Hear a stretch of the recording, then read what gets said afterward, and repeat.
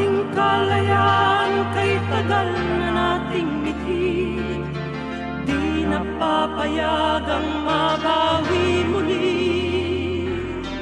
Magkakapit-pisig, libu-libong tao. Kay sarap pala maging Pilipino. Sama-sama iisa ang atikain. Kailanman di na maaalipin ang lupang Pilipino sa mundo. Mapayapa para ang pagbabago. Katotohanan, kalayaan, katarungan ay kayang makamit na walang lahat. Basta't magkaisa tayong lahat.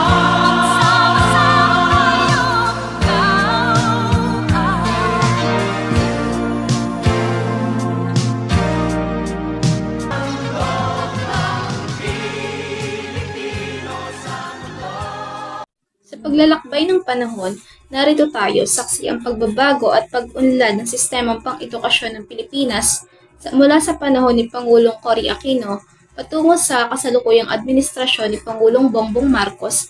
Tayo saksi sa mga programa at proyektong nagbukas ng pintuan ng kaalaman ng bawat Pilipino.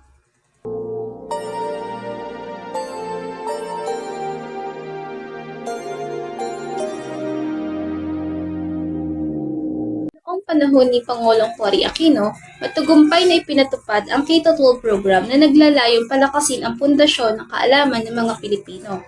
Sa ilalim ng kanyang pamumuno, itinatag ang mga bagong paaralan at binigyan diin ang importansya ng edukasyon sa pag-unlad ng ating bansa. Ito'y lagi nating tatandaan.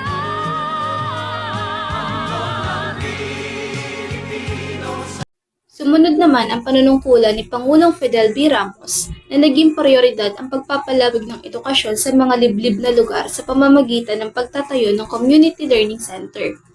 Ipinakilala rin ang alternative learning system upang bigyan oportunidad ang mga hindi nakapag-aral na ating mga kababayan.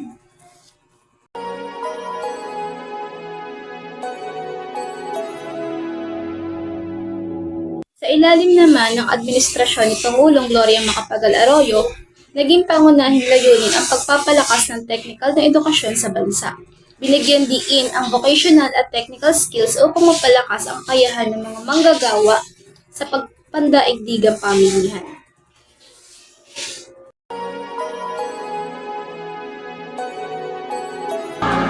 Ay kayang makamit na walang lahat.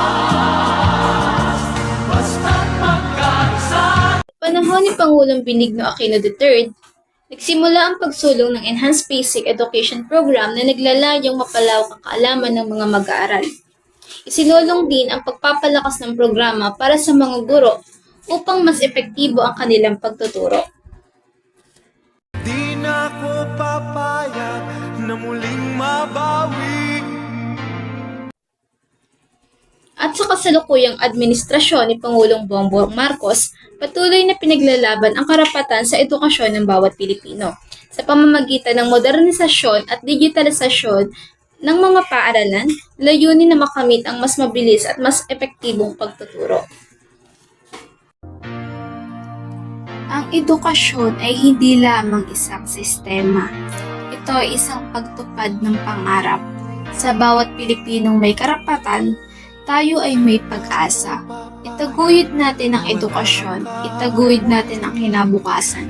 Sama-sama, tayo magtulungan upang maipagpatuloy ang pag-unlad ng edukasyon sa ating bansa.